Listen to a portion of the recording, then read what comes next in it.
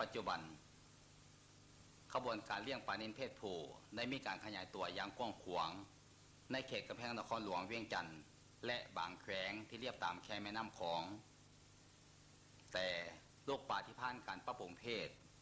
แม้นบ่ทันเพียงพอกับความต้องการของผู้เลี้ยงโดยเฉพาะแม่แนวพันธุ์ปลานิลที่มีคุณภาพดีส่วนหลายแม้ยังนำเข้าจากต่างประเทศ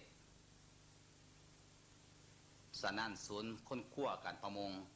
ซึ่งขึ้นกับสถาบันค้นคว้าเกษตรกรรมและป่าไม้ร่วมกับศูนย์ส่งเสริมการเลี้ยงสัตว์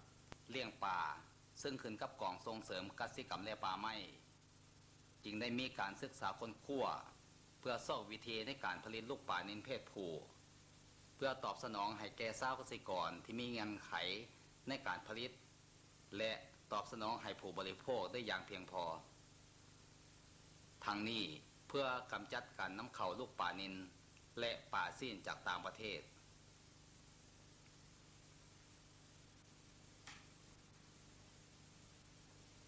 ผลดีของปลานิลเพศผู้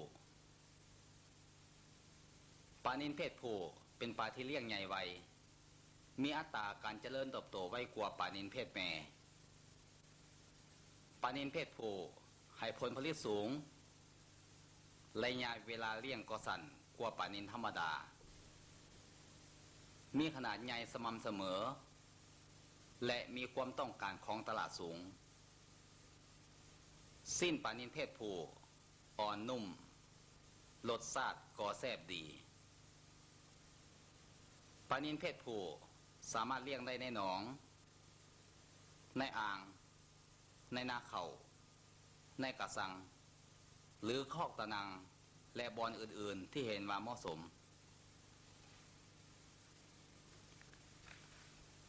การผลิตปลานิลเพศผู้การผลิตปลานิลเพศผู้มี3วิธีด้วยกันคือ 1. การผลิตด้วยการคัดเลือกเพศ 2. การผลิตด้วยการผสมขำพันธุ์ 3. การผลิตลูกปลานิลด้วยการนำใส่ยาฮอร์โมนสำหรับการผลิตด้วยการคัดเลือกเพศ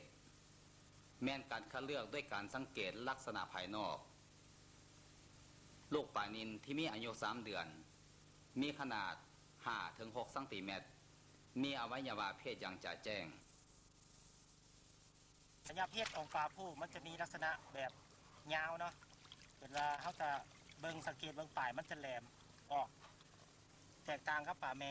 ลักษณะของปลาแม่นี่สัญญาเพศมันจะเป็นลักษณะม้วนแบบวงบีระค้างของปลาแม่นี่มันจะลักษณะสีเหลืองแล้วก็ปูนขาวสำหรับปลาผู้นี่ค้างจะแตกต่างกับปลาแม่เส้นวานค้างมันจะแดงและเห็นชัดเจนเมื่อเปรียบเทียบเบิ่งลักษณะภายนอกปลาผู้จะมีลักษณะสีเป็นสีน้ำเงินเข้มปนเขียวปลาแม่จะมีลักษณะสีขีเทาหรือปนสีขาวลักษณะปลา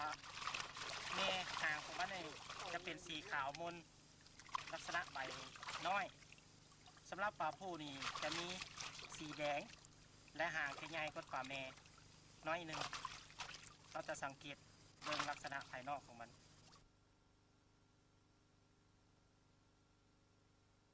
สำหรับการผลิตด้วยการผสมขามพันธุ์แม้นการผลิตลูกปลานิลขามพันธุ์